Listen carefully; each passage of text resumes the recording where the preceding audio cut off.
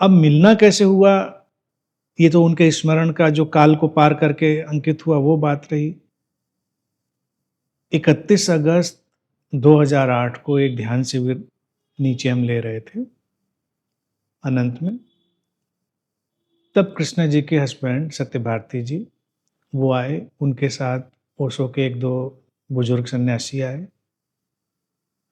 तो ये लोग शिविर में बैठे, इनको बहुत अच्छा लगा और उसमें से एक सन्यासी थे जो ओशो से बहुत प्रारंभ में जुड़े रहे थे।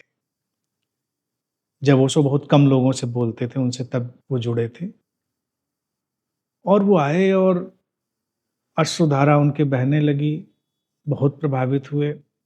उनसे भी मेरी पहले मुलाकात थी ग्रेजुएशन के समय, लेकिन वो समझो 14 साल बाद फिर मुलाकात हो रही है, 14 साल का फासला।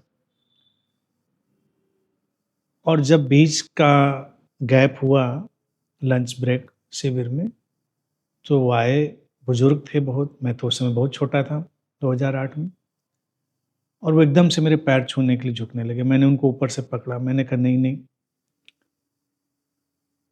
पैर मत छुएं। उन्होंने कहा नहीं बेटे, मुझे बेटे कहते थे मुझे, पैर छू लेने दो।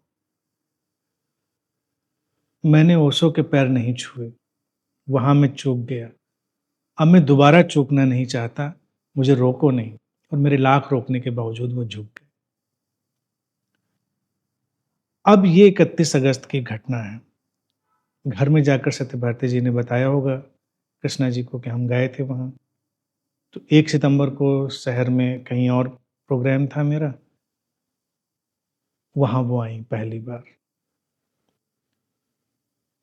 पहली बार आई और आना सामान्य नहीं था। जैसे कुछ लोग आते हैं, धीरे-धीरे आते हैं, फिर धीरे-धीरे संबंध विकसित होता है, फिर धीरे-धीरे बढ़ता है। मैंने उनको देखा, उन्होंने मुझे देखा और एक चिरंतन संबंध का विस्फोट हो गया। कोई कमी नहीं, संबंध की जो पूर्णता आज की तारीख में सबको दिखाई देती रही, उनके महापरिनिर्वाण के बाद भी वो थमा तो नहीं सिलसिला। जैसे हम एक हो गए और वो एकत्व तो प्रारंभिक कदम से ही घटा, जैसे 2 पूर्णताएं मिल गई।